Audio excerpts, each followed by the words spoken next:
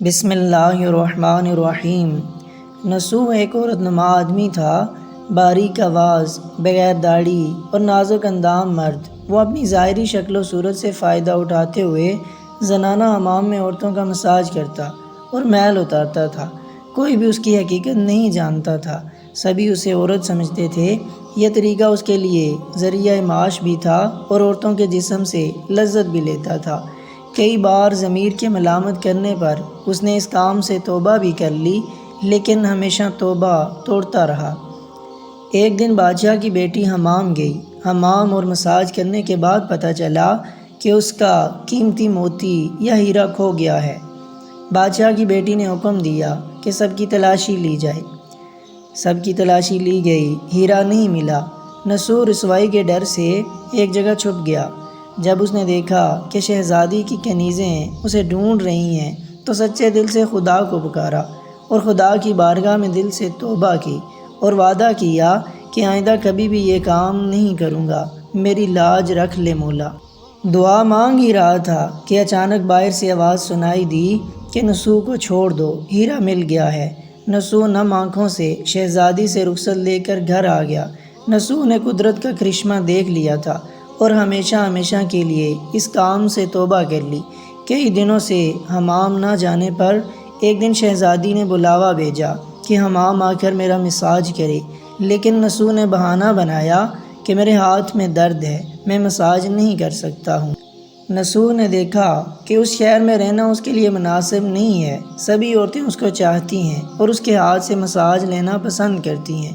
جتنا بھی غلط طریقے سے مال کمایا تھا سب غریبوں میں بانٹ دیا اور شہر سے نکل کر کئی میل دور ایک پہاڑی پر ڈیرا ڈال کر اللہ کی عبادت میں مشغول ہو گیا۔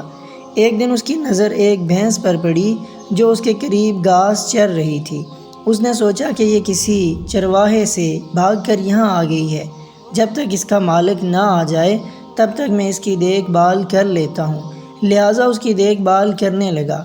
کچھ دن بعد ایک تجارتی قافلہ راستہ بھول کر ادھر آ گیا، جو سارے پیاس کی شدت سے نڈال تھے۔ انہوں نے نسو سے پانی مانگا۔ نسو نے سب کو بھینس کا دودھ پلایا اور سب کو سیراب کر دیا۔ قافلے والوں نے نسو سے شہر جانے کا راستہ پوچھا۔ نسو نے ان کو آسان اور نزدیکی راستہ دکھایا۔ نسو کے اخلاق سے متاثر ہو کر تاجروں نے جاتے ہوئے سے بہت سارا مال بطور تحفہ دیا۔ نسو نے ان پیسوں سے وہاں کنواں کھدوایا۔ آہستہ آہستہ وہاں لوگ بسنے لگے اور عمارتیں بننے لگیں۔ وہاں کے لوگ نسو کو بڑی عزت اور احترام کی نگاہ سے دیکھتے تھے۔ رفتہ رفتہ نسو کی نیکی کے چرچے بادشاہ تک جا پہنچے۔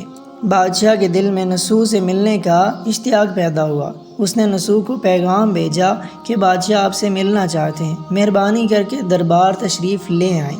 جب نسو کو بادشاہ کا پیغام ملا اس نے ملنے سے صاف انکار کر دیا اور معذرت چاہی کہ مجھے بہت سارے کام ہیں، میں نہیں آ سکتا۔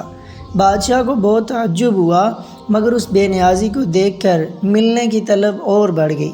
بادشاہ نے کہا اگر نسو نہیں آ سکتے تو ہم خود اس کے پاس جائیں گے۔ جب بادشاہ نسو کے علاقے میں داخل ہوا خدا کی طرف سے ملک الموت کو حکم ہوا کہ بادشاہ کی روح قبض کر لے۔ چونکہ بادشاہ بطور عقیدت مند نسو کو ملنے آ رہا تھا اور رعا بھی نسو کی خوبیوں کی گرویدہ تھی، اس لیے نسو کو بادشاہ کے تخت پر بٹھا دیا گیا۔ نسو نے اپنے ملک میں عدل اور انصاف کا نظام قائم کیا۔ وہی شہزادی جسے عورت کا بیس بدل کر ہاتھ لگاتے ہوئے بھی ڈرتا تھا، اس شہزادی نے نسو سے شادی کر لی۔ ایک دن نسو دربار میں بیٹھا لوگوں کی داد رسی کر رہا تھا۔ ایک شخص حاضر ہوا اور کہنے لگا کہ کچھ سال پہلے میری بھینس گم ہو گئی تھی، بہت ڈھونڈا مگر نہیں ملی، برائے مہربانی میری مدد فرمائیں۔ نسو نے کہا کہ تمہاری بھینس میرے پاس ہے، آج جو کچھ میرے پاس ہے وہ تمہاری بھینس کی وجہ سے ہے۔ نسو نے حکم دیا کہ اس کے سارے مال اور دولت کا آدھا حصہ بھینس کے مالک کو دیا جائے۔ وہ شخص خدا کے حکم سے کہنے لگا اے نسو جان لو نہ میں انسان ہوں اور نہ ہی وہ جانور بھینس ہے، بلکہ ہم دو فرشتے ہیں، تمہارے امتحان لینے کے لیے آئے تھے۔ یہ سارا مال اور دولت تمہارے سچے دل سے توبہ کرنے کا نتیجہ ہے۔ یہ سب کچھ تمہیں مبارک ہو۔ وہ دونوں فرشتے نظروں سے غائب ہو گئے۔ اسی وجہ سے سچے دل سے توبہ کرنے کو توبہ نصوح کہتے ہیں۔ تاریخی کتب میں نصوح کو بنی اسرائیل کے ایک بڑے عابد کی حیثیت سے لکھا گیا ہے۔ اس سے ہمیں یہ پتہ چلتا ہے کہ نصوح رزق کمانے کے لیے اللہ کا ناپسندیدہ کام کیا کرتا تھا۔ جب وہ کام اللہ کے خوف کی وجہ سے چھوڑا تو اللہ نے رزق کے اسباب پیدا کیے اور بادشاہت تک عطا کر دی۔ حرام طریقے سے لذت حاصل کرنا چھوڑا تو اللہ نے نکاح میں شہزادی دے دی۔ اللہ تعالیٰ سب کو توبہ کرنے اور تا عدم مرگ اس توبہ پر قائم رہنے کی توفیق فرمائے۔ آمین ثم آمین۔